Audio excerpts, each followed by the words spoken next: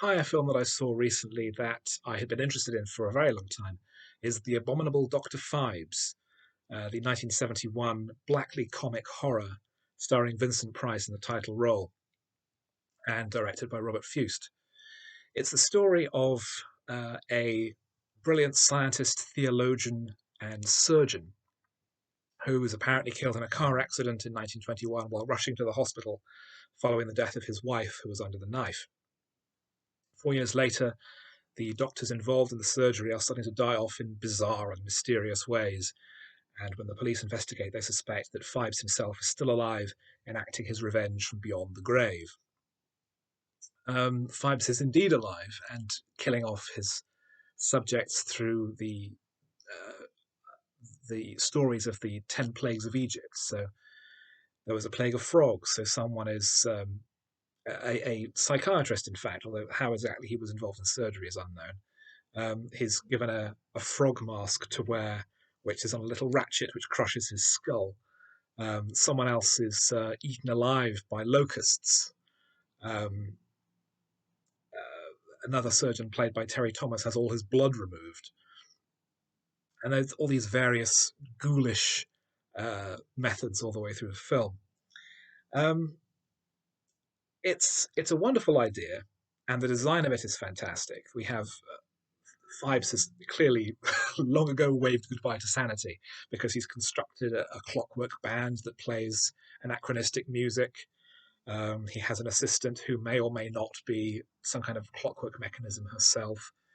We have Terry Thomas and Peter Jeffrey in supporting roles, so there is this humorous line all the way through.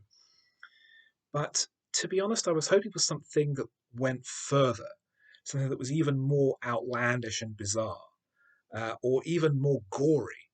Um, the lack of much in the way of blood splashing around was quite disappointing. Much of it we just see neatly filed away in jars.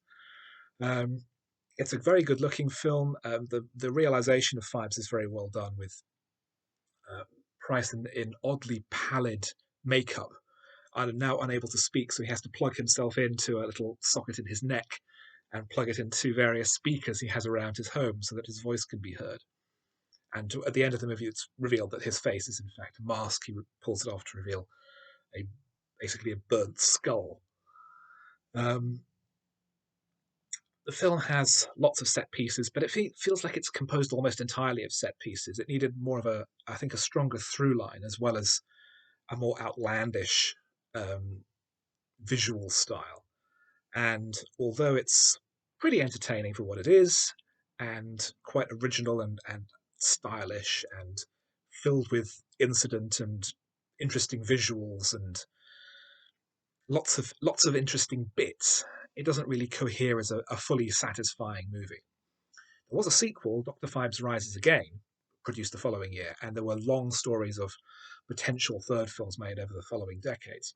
I haven't seen Phibes Rises Again, but I'd be interested to track that down. But in the meantime, I would say that this is interesting and worthy of attention, but it's probably not the all time classic that I think it's often hailed as.